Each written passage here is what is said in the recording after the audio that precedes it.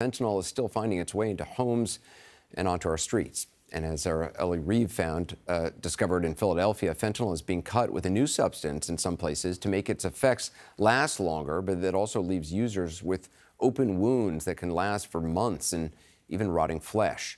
We warn you, what you're about to see contains graphic imagery and may be disturbing, but we think it's important to show to understand the scope of this crisis. This prank shit is bad. I didn't know I did this. I was like one of the first victims out here with this kind of shit. The opioid crisis has been going on for a long time, but in Philly, the problem has shifted. Most of the street fentanyl supply is cut with an animal tranquilizer called xylazine, or tranq. To be honest, I really didn't even notice the change. It was just, heroin wasn't doing anything for me anymore. You build a tolerance for everything eventually. And then I started doing tranq, and heroin just disappeared altogether. They made it cheaper, easier to get. Now it's just killing everybody. Does tranq give you the same feeling that fentanyl would? No. You get warm and fuzzy from fentanyl. Tranq puts you to sleep. Tranq was found in over 90% of the dope samples tested in Philadelphia, and it's spreading to other cities on the East Coast. In 2021, it was detected in 34% of overdose deaths in Philadelphia. Users did not want xylazine, but now they're addicted to it. Okay, so someone told me you're a real OG out here. What does that mean? Original gangster, okay. Yeah, I've been out here for a long time. A lot of people know me out here. So, like, you've been here when, like, tranq started being in the supply, right? Absolutely, yeah. I've seen the whole transition go from real heroin to tranq and fetty.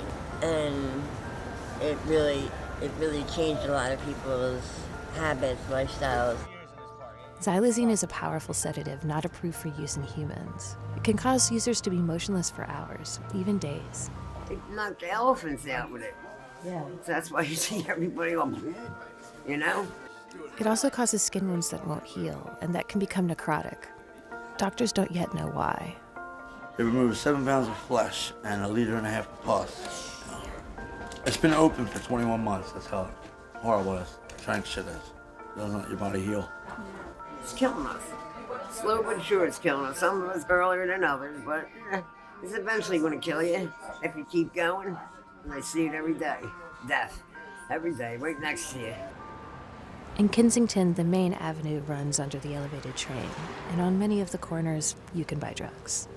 On the side streets and in the park, people without homes live and sleep and use illegal drugs. Hey, what's up, Pop? Did you want to get on the list?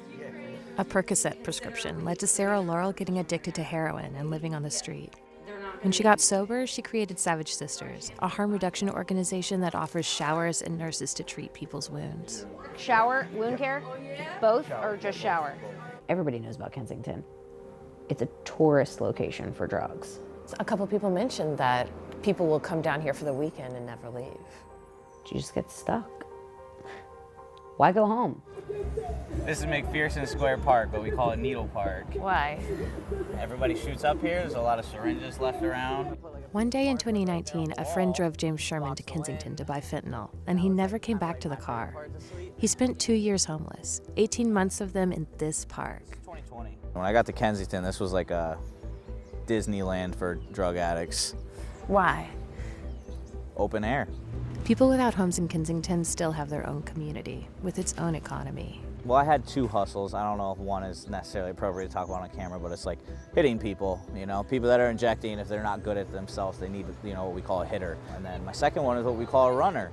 Somebody comes down from the county and they want to know where the good stuff is, So people would say, hey, I want a bag of Coke, but I don't want bath salts. Yeah. Or, somebody would say, hey, I want tranq, but I want a little bit of fentanyl. And I would just know that from being down here. So I say, hey, I'll take it, but, you're going to have to look out for me.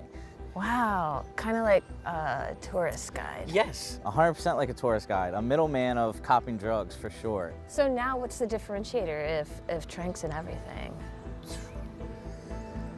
Oh, I don't, probably just which ones are heavier with the tranq and which ones are least tranqy. The nurses at Savage Sisters use their experience with addiction to care for people who come in. I used to love using my feet because I had great veins there. Because maybe you have like a little bit of cellulite. Have people come in here where you're like, dude, you gotta go to the hospital? All the time. It's really hard. It's scary. You know, you're going to the hospital. Like, are you going to manage my withdrawal? Are you going to manage my pain? Are you going to treat me like someone who uses drugs and stigmatize me and turn me back out? This has made it really difficult for patients to get into recovery. You know, they're so fearful of the withdrawal. They're fearful that the doctors and nurses don't know what xylazine is. Xylazine withdrawal lasts longer than opioid withdrawal, and it can cause intense anxiety. Doctors don't know the best way to treat it, and they're trying different drugs to see what works. But D'Orazio warns that cracking down on Trank will just push dealers to introduce other, more dangerous drugs. He says what will help is making it easier for users to get health care. But how do you do that? How do you make the access to care better? Better medication, so better ability to manage withdrawal, creating more housing access. Housing is a major issue in our community, and I think that's something that we're not concentrating on, is the prevention of this disorder. And what would that be? More mental health care? Yes, absolutely. The same reason that that mom on the main line reaches for a martini glass at noon is the same reason that I reached for a rig and put a needle in my neck. I was in pain. That's it. I was hurting. The people that are out here numbing their pain with substances, whether it's heroin, alcohol, cocaine, we need to address the pain. We need to stop isolating the substance and look beyond it. And then I'm going to give you Narcan. Okay. You know, I'm a 5'1" purple-haired recovering heroin addict. I don't have credentials. I don't have a degree. And I had to come up with ways to convince people that we're worth saving. Wow, Ellie Reeve joins us now. I mean, what did you learn about the backgrounds of the people that you spoke to? Most of them aren't from Kensington. They come from all over. People from the suburbs, people who had wealthy families. There are several people who had children, even teenagers. One woman I spoke to had been diagnosed with cancer at 40, and she got addicted to pain pills, and now she's living in a shelter. It's so stunning to see up close. Ellie Reeve, thank you.